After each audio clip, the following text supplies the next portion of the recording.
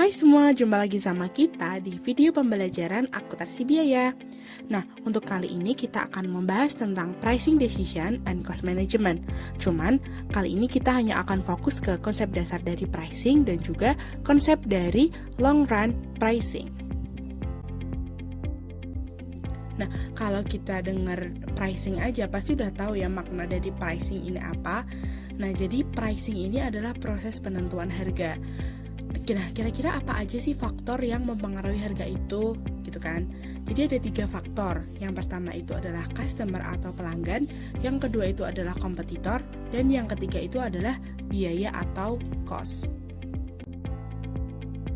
Dari statement tadi pasti akan muncul pertanyaan seperti gimana sih kok ketiga faktor itu bisa mempengaruhi harga gitu ya. Nah, jadi kita akan bahas satu persatu.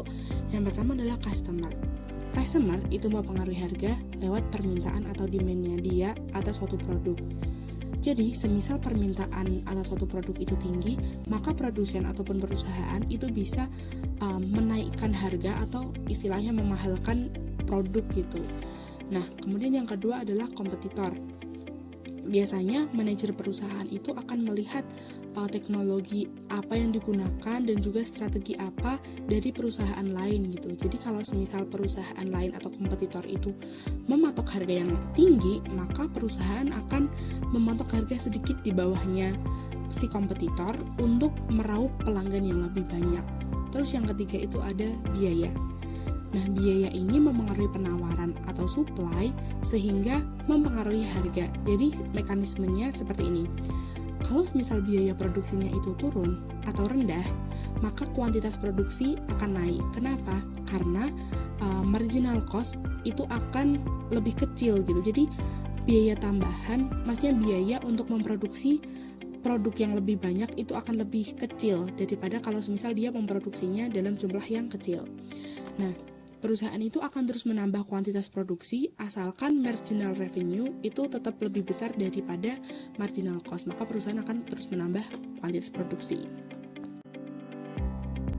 Lalu faktor mana sih yang harus diutamakan oleh perusahaan?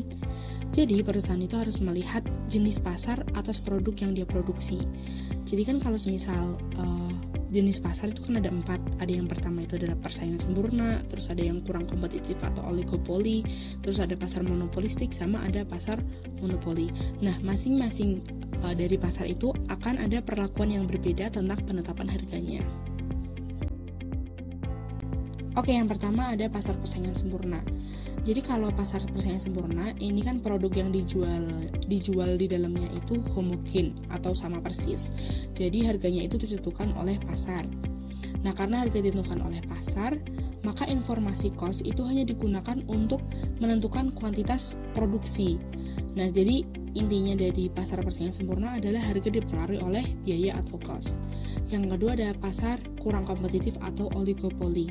Nah, di pasar ini harga dipengaruhi oleh spesifikasi dan kualitas dari produk. Nah, jadi karena statement ini, maka harga dipengaruhi oleh 3 faktor sekaligus, ada kompetitor, customer, sama cost. Yang ketiga ada pasar monopolistik, di mana di sini sebenarnya perusahaan itu bisa mematok harga sesuka mereka, cuman ada batasan tertentu gitu. Kenapa? Karena kalau misal mereka itu menetapkan harga yang tinggi banget, maka customer itu akan lebih memilih untuk mencari substitusi gitu, ataupun mencari barang di perusahaan lain. Terus yang keempat ada pasar monopoli, di mana dia adalah satu-satunya penyedia barang-barang. Nah, jadi dia bebas untuk menentukan mematok harga itu berapa aja, dia bebas. Cuman harus memperhatikan kesanggupan beli dari pelanggan, atau namanya itu adalah willingness to pay. Nah, jadi di sini kesimpulan dari pasar monopoli sama monopolistik itu harga dipengaruhi oleh customer. Oke, kita masuk ke pembahasan kedua, yaitu tentang long run pricing. Nah, konsep dari long run pricing itu ada 4. Yang pertama, bahwa penetapan harga jangka panjang itu untuk tujuan strategis. Yang kedua, tujuan dari long run pricing ini adalah membangun hubungan jangka panjang dengan customer. Terus yang ketiga, long run pricing itu ditentukan berdasarkan harga yang stabil dan bisa diprediksi. Sampai yang terakhir, manajer itu harus mampu mengatur biaya jangka panjang. Nah, kalau semisal kita bahas materi tanpa contoh atau ilustrasi, itu akan kurang afdol. Nah, di sini kita akan coba kasih ilustrasi. Oke, jadi ada sebuah produsen komputer yang namanya itu adalah Bambang, di mana dia tuh punya dua produk.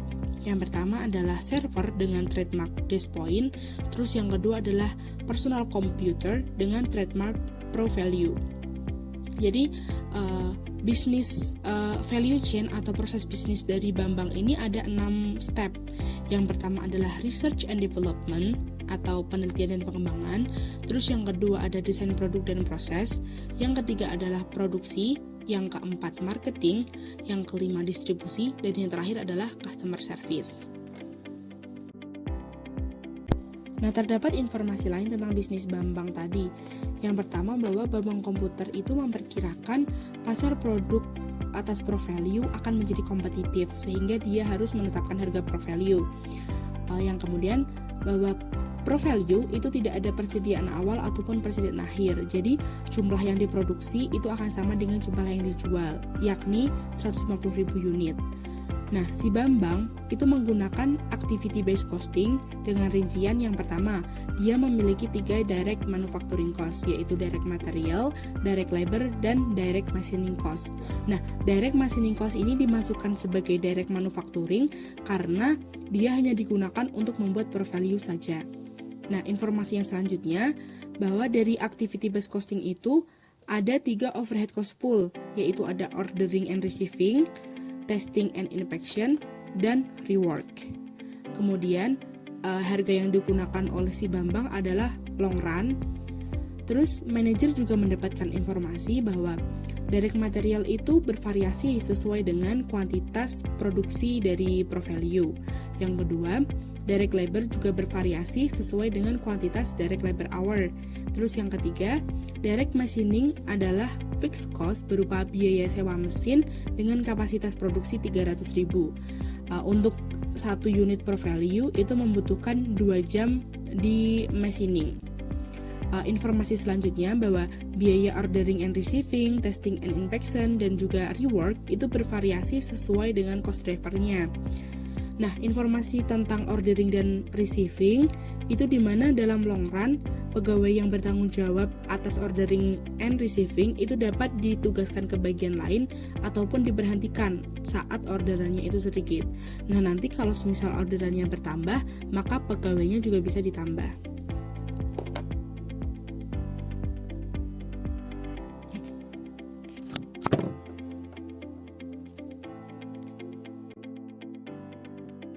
Selanjutnya kita menghitung manufacturing cost terkait dengan produksi 150.000 unit dari ProValue oleh Bambang Komputer. Di sini kita menghitung direct manufacturing cost terlebih dahulu, di mana terdapat direct material, direct labor, dan juga direct machining yang merupakan FOH. Dengan rincian sebagai berikut. Nah, akan diperoleh total quantity dari cost drivernya yang merupakan perkalian dari kolom 3 dengan kolom 4 diperoleh sebesar 150.000, 480.000, dan juga 300.000, di mana cost per unit dari direct material, direct labor, dan juga FOH ini sebesar 460, 20, dan juga $38. Selanjutnya terkait dengan manufacturing overhead cost, di sini terdapat 3 biaya, yaitu ordering and receiving, testing and inspection, dan juga rework.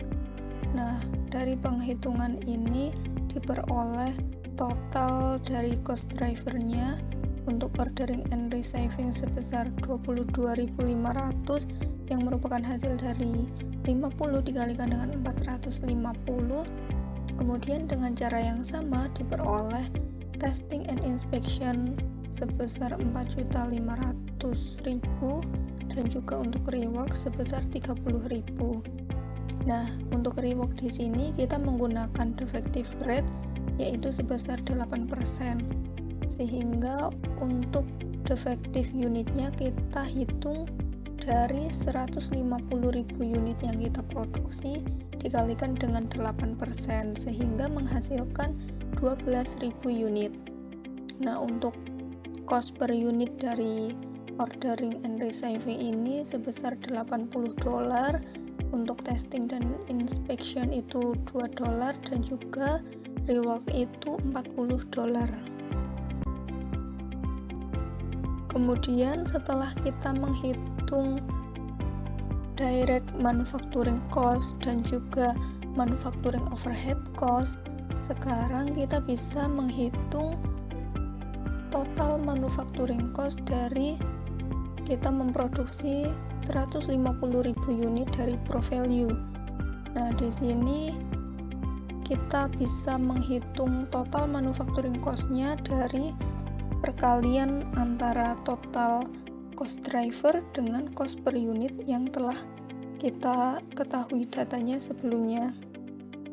Dari penghitungan masing-masing dari direct manufacturing cost dan juga manufacturing overhead cost diperoleh direct manufacturing cost totalnya itu 90 juta dan juga untuk manufacturing overhead cost-nya itu 12 juta. Nah, kemudian ketika kita totalkan akan menghasilkan 102 juta untuk produk sebanyak 150.000 unit. Nah, di sini kita bisa mengetahui cost per unitnya berapa, yaitu dengan membagi setiap komponen biaya pada total manufacturing cost dibagi dengan 150.000 unit.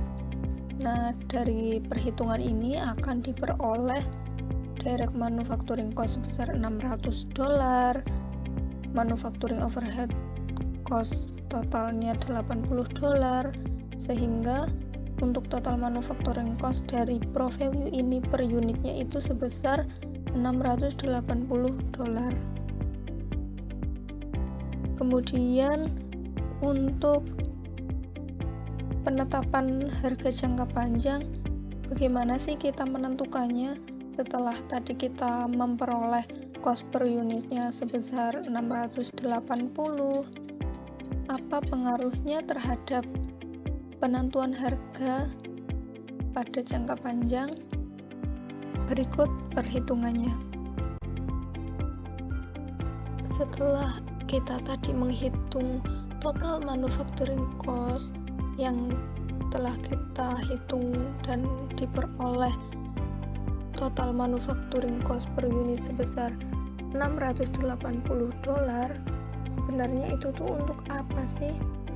Nah, jadi kembali lagi bahwa kita di sini akan menentukan harga jangka panjang dari produk Pro Value. Nah, maka dari itu setelah kita menghitung total manufacturing cost, selanjutnya yaitu kita menghitung operating income.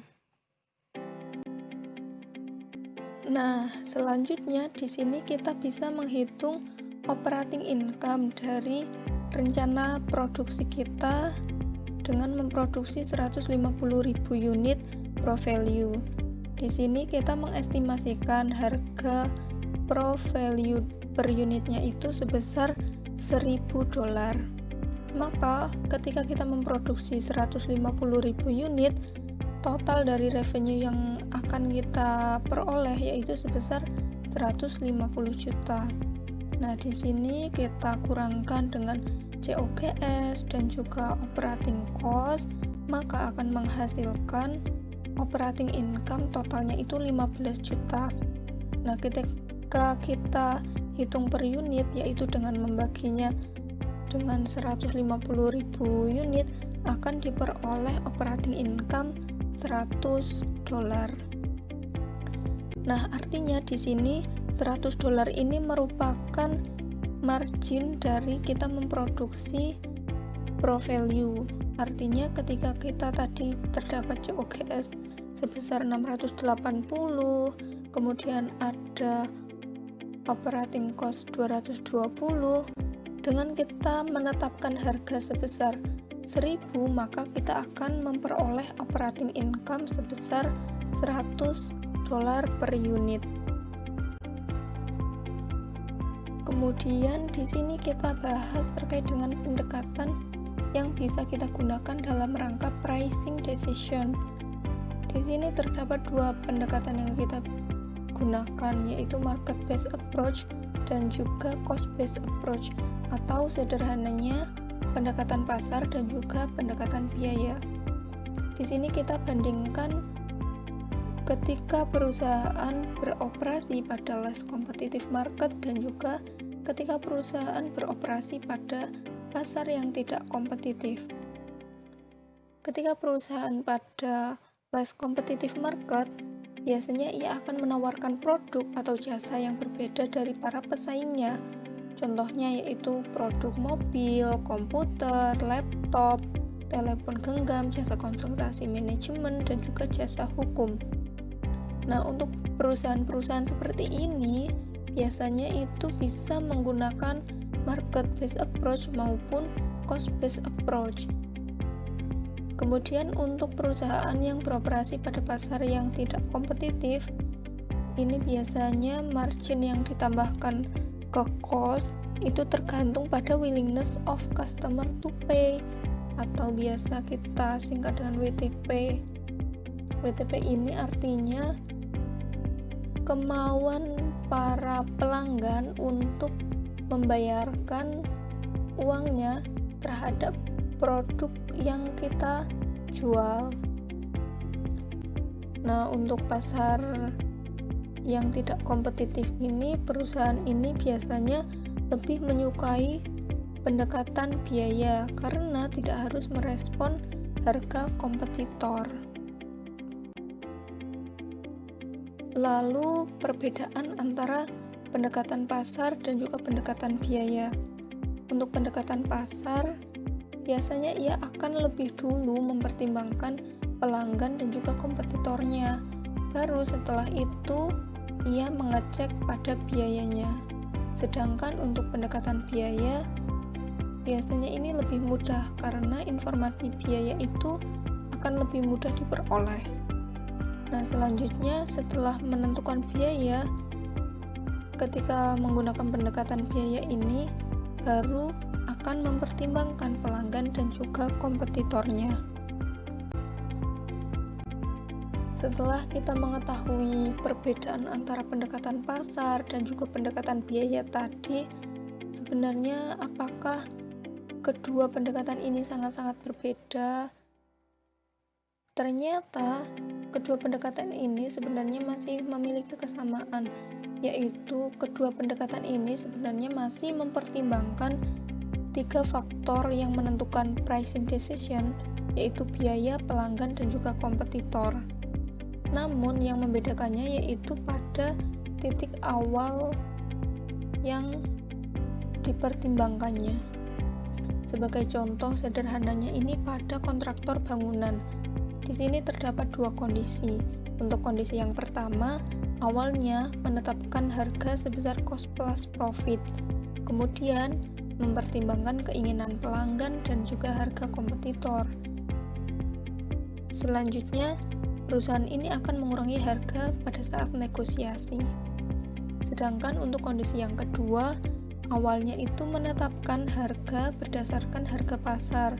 Selanjutnya, perusahaan ini akan mengecek biaya pada saat negosiasi dengan pelanggan, dan juga yang terakhir itu ia akan menurunkan harga setelah ia melakukan negosiasi.